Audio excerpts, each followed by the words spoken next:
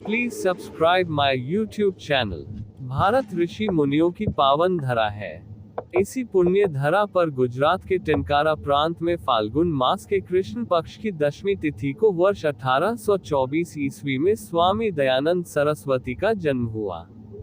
मूल नक्षत्र में जन्म लेने के कारण इनका नाम मूल शंकर रखा गया।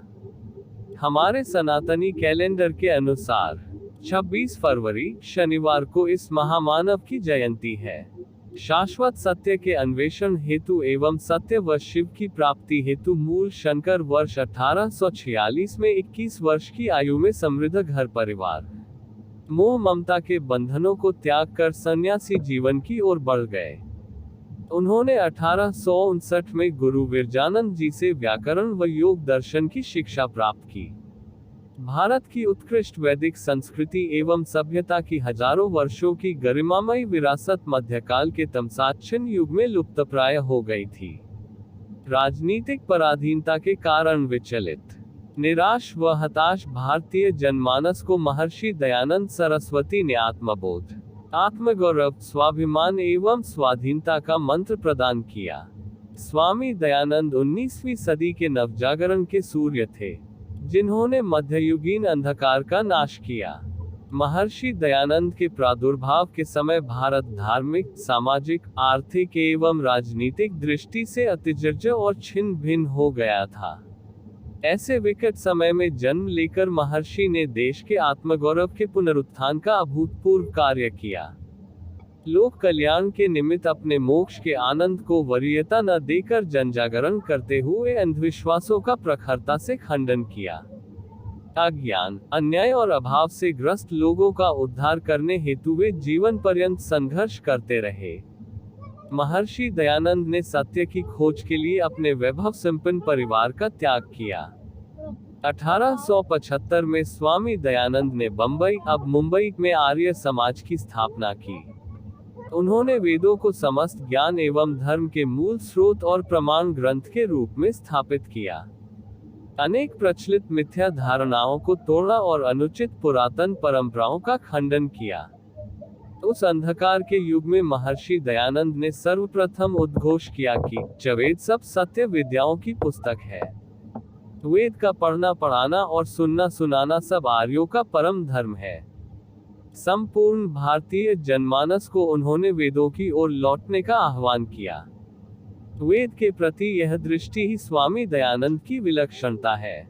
महर्षि दयानंद ने मनुष्य मात्र के लिए वेदों के अध्ययन के द्वार खोले थे, जिसके माध्यम से उन्होंने भारतीय संस्कृति के पुनरुत्थान का मार्ग प्रशस्त किया।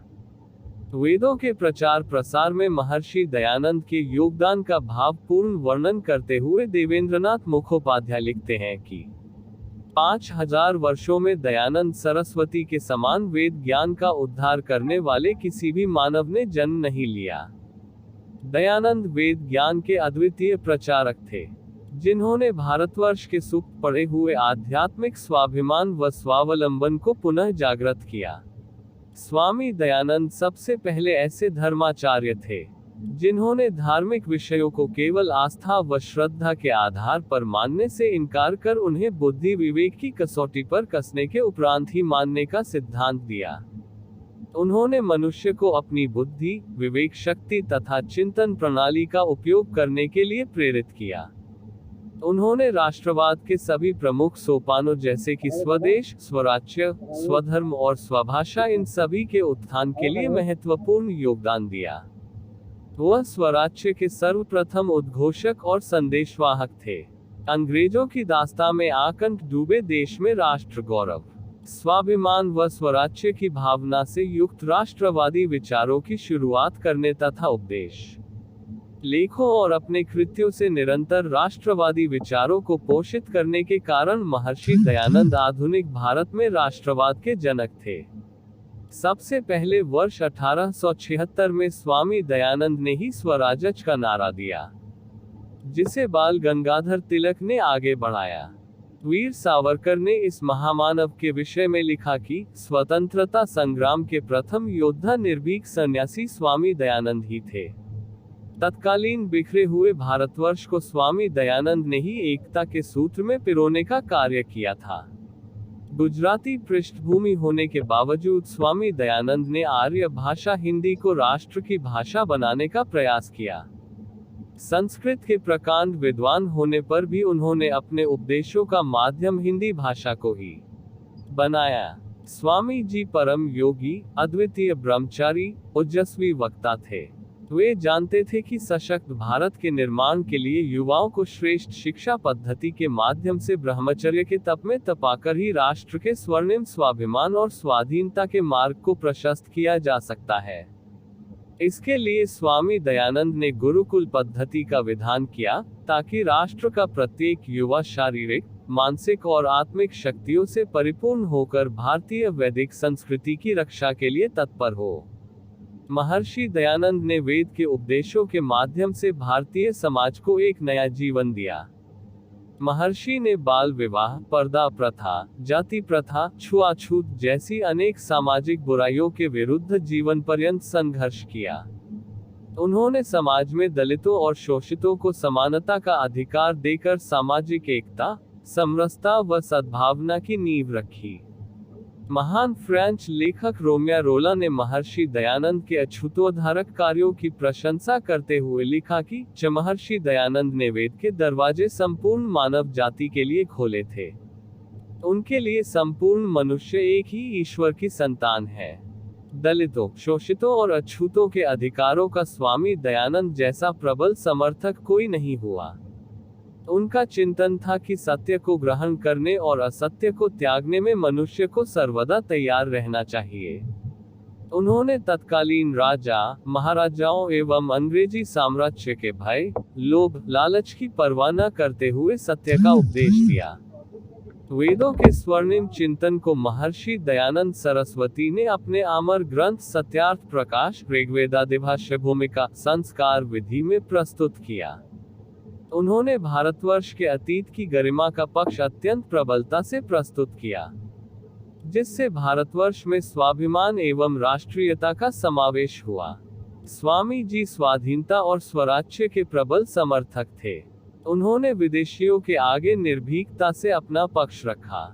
कोलकाता में 1873 में तत्कालीन अंग्रेज अधिकारी नॉर्थ ब्रूक ने स्वामी दयानंद से कहा कि अंग्रेजी राज्य सदैव रहे, इसके लिए भी ईश्वर से प्रार्थना कीजिएगा। स्वामी दयानंद ने निर्भीकता के साथ उत्तर दिया कि स्वाधीनता और स्वराज्य मेरी आत्मा और भारतवर्ष की आवाज है और यही मुझे प्रिय है। मैं विदेशी साम्राज्य के लिए प्रार्थना कदापि नहीं कर सकता। स्वामी दयानंद कहा करते थे कि आर्यावर्त भारत की वह भूमि है जो रत्नों को उत्पन्न करती है। वेद मंत्रों के प्रमाण देकर स्वामी दयानंद ने राष्ट्रीय स्वाभिमान से परिपूर्ण युवा शक्ति को तैयार किया। व्यक्ति, समाज, परिवार या राष्ट्र के विकास का मूलाधार उसकी स्वाधीनता है। ऋग्वेद का प्रमाण देते हुए स्वामी दयानंद स्वाधीनता के पथ की प्रशंसा करते हुए कहते हैं, चर्चन अनु स्वराज्यंच, अर्थात हम सदैव स्वराज्य की अर्चना करें। लाला लाजपत राय, बाल गंगाधर तिलक, श्रद्धानंद, विनायक दामोदर, राम प्रसाद बिस्मिल, भगत सिंह, गोविंद रानाडे जैसे तमाम राष्ट्र चिंतकों ने स्वामी दयानंद के आध्यात्मिक स्वाभिमान, स्वाधीनता और स्वावलंबन के स्वर्णिम पथ का अनुसरण किया। महर्षि अरविंद घोष ने स्वीकार किया था कि वैदिक ग्रंथों के उद्धार के कार्य के माध्यम से स्वामी जी ने भारतवर्ष के आध्यात्मिक स्वाभिमान को जागृत किया है। स्वामी जी ने बताया कि वेदों के उपदेशों से ही मनुष्य की व्यक्तिगत, पारिवारिक, सामाजिक उन्नति का मार्ग प्रशस्त होता है और भौतिक व आध्यात्मिक उन्नति की प्राप्ति होती है।